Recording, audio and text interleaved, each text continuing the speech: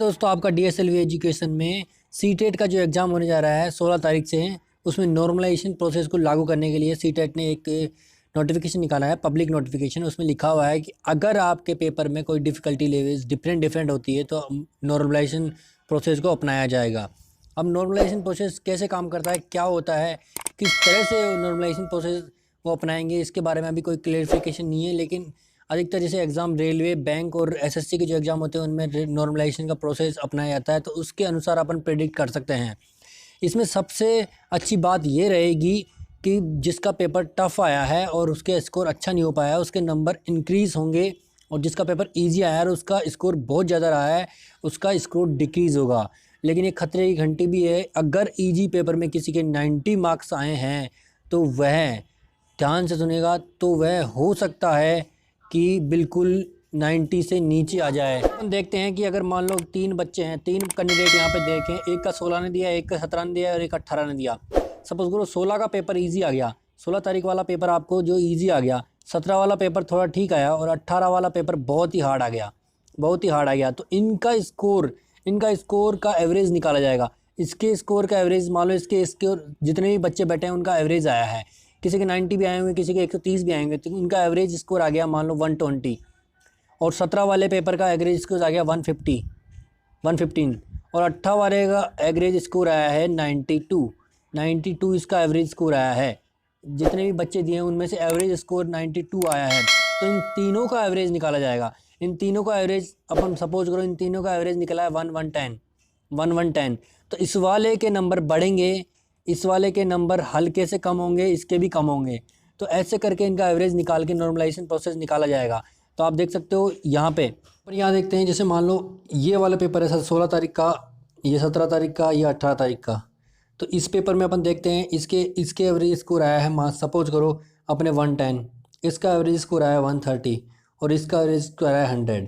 तो इन तीनों का एवरेज निकाला जाएगा, इन तीनों पेपरों का एवरेज निकाल के और बच्चों के मार्क्स किए जाएंगे।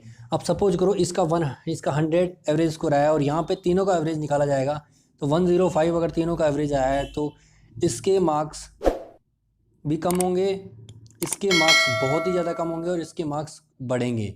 तो सपोज करो इस वाले पेपर में किसी के 90 मार्क्स है, इस वाले पेपर में किसी के 90 मार्क्स है और इस वाले में 90 मार्क्स है। तो इसके 90 के 100 होने की संभावना पूरी ज़्यादा है और इसके 90 के 80 होने की संभावना बहुत है। तो ऐसे ये विशेष ध्यान रखना कि किसी 90 इजी पेपर में किसी के 90 मार्क्स आ रहे हैं तो वह फेल भी हो सकता है।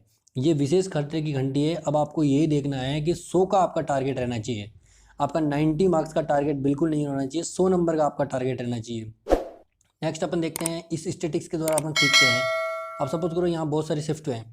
अब इन शिफ्ट में अपन देखते हैं, इसके इसके आ रहे हैं 100, इसके आ रहे हैं 90, इसके आ रहे हैं 80 और इसके आ रहे हैं 120 और इसके आ रहे हैं 110। इन शिफ्टों में अलग अलग डिफरेंट शिफ्ट है। अब सपोज करो ये शिफ्ट थोड़ी टफ आई और ये बहुत इजी आई, तो इसके 80 मार्क्स आने के बावजूद भी ये पास होने की पॉसिबिलिटी रखता है। इसके मार्क्स इंक्रीज होंगे, हो सकता है इसके 80 मार्क्स आए हों, लेकिन नॉर्मलाइजेशन प्रोसेस अप्लाई होने के बाद इसके मार्क्स 90 हो जाए और इसके 90 मार्क्स आए हैं, इसके 90 मार्क्स आए और इस शिफ्ट में थोड़ा सा ईजी लेवल है, तो हो सकता है इसके 89 हो जाए। तो 90 वाला फेल भी हो सकता है और 80 वाला पास भी हो सकता है। अगर टफ शिफ्ट आपकी रही है तो 80 वाला पास हो जाएगा और इजी शिफ्ट आपकी रही है तो 90 वाला फेल भी हो सकता है। तो इसलिए आपका टारगेट होना चाहिए 100 110 का, 100 110 का टारगेट होना चाहिए दोस्तों। 90 मार्क्स का आपका टारगेट नहीं होना चाहिए, 100 या 110 का आपका टारगेट होना चाहिए, क्योंकि 90 मार्क्स वाला अब नॉर्मलाइजेशन प्रोसेस में फेल भी हो सकता है। तो इस चीज़ को आप विशेष देखना। यहाँ पे नोटिस में एक चीज़ मेंशन लिखी हुई है कि हम डिफ़िकल्टी लेवल सबका सेम रखेंगे, लेकिन फिर भी अगर हमें लगा कि डिफ़िकल्टी लेवल डिफरेंट है तो हम मे बी अडोप्टेड, मतलब हम अप्लाई इसको अपना सकते हैं। कंपल्सरी नहीं अपनाया जाए, अपना सकते हैं, मे बी अडोप्टेड। तो इस लाइन को भी हमको ध्यान से देखना है। अगर डिफ़िकल्टी लेवल अलग अलग रहा, डिफ़िकल्टी लेवल पेपर का बहुत सारे सेट होंगे, 16 दिसंबर से 13 जनवरी तक डिफरेंट सेट्स होंगे, डिफरेंट शिफ्ट में पेपर होंगे, तो बहुत सारे पेपर होंगे और क्वेश्चन रिपीट होंगे, क्वेश्चन बहुत ज़्यादा रिपीट होंगे। इसलिए मैं प्रीवियस ईयर क्वेश्चंस की सीरीज़ लेके आ रहा हूँ। तो डिस्क्रिप्शन में आप चेक कीजिए, प्रीवियस ईयर क्वेश्चन की सीरीज़ के आपको लिंक मिलेगा, वहाँ से आप प्रीवियस की ईयर क्वेश्चंस को देख जाइए, जाने से पहले एक बार प्रीवियस ईयर क्वेश्चन को देख जाइए, क्योंकि क्वेश्चंस रिपीट होंगे, डिफिकल्टी लेवल सेम रखेंगे तो क्वेश्चंस रिपीट होंगे। तो विशेष ध्यान रखना, नॉर्मलाइजेशन प्रोसेस का मतलब यही है कि अगर आपका पेपर ईजी है और आप 90 मार्क्स का स्कोर कराए हो तो हो सकता है आप फेल हो जाओ, और अगर आपका पेपर हार्ड है और आपने 80 मार्क्स का ही अटेम्प्ट किया, 80 मार्क्स ही आपके आए, तो आप पास हो सकते हो, आपकी पॉसिबिलिटी है, गारंटी नहीं है। नॉर्मलाइजेशन में आपकी पॉसिबिलिटी है 80 नंबर पे भी, लेकिन आपका पेपर की शिफ्ट हार्ड होनी चाहिए, आपका पेपर हार्ड होना चाहिए। इसमें सबसे इम्पोर्टेंट चीज़ यही है कि हार्ड और इजी का एवरेज निकाला जाएगा, उसके बाद नॉर्मलाइजेशन किया जाएगा। और नॉर्मलाइजेशन अगर पेपर शिफ्ट में डिफरेंस होगा तो ही नॉर्मलाइजेशन किया जाएगा, इसमें लिखा हुआ है साफ। तो आप जाने से पहले इस चीज़ का विशेष ध्यान रखिए, अच्छे से पढ़िए, और बिल्कुल इसमें टेंशन लेने की कोई दिक्कत नहीं है। अगर आपने अच्छा स्कोर किया है तो आप बिल्कुल पास हो गए, ऐसा कुछ भी नहीं है। और सबसे इम्पोर्टेंट बात, नेगेटिव मार्किंग नहीं है, अभी भी नेगेटिव मार्किंग नहीं है, ध्यान रखना दोस्तों, नेगेटिव मार्किंग नहीं है। नॉर्मलाइजेशन अडॉप्ट किया है, नेगेटिव मार्किंग का ऐसा कुछ भी नहीं है, नेगेटिव मार्किंग नहीं है। आप 150 क्वेश्चन अटेम्प्ट करके आना, पूरे क्वेश्चन अटेम्प्ट करके आना।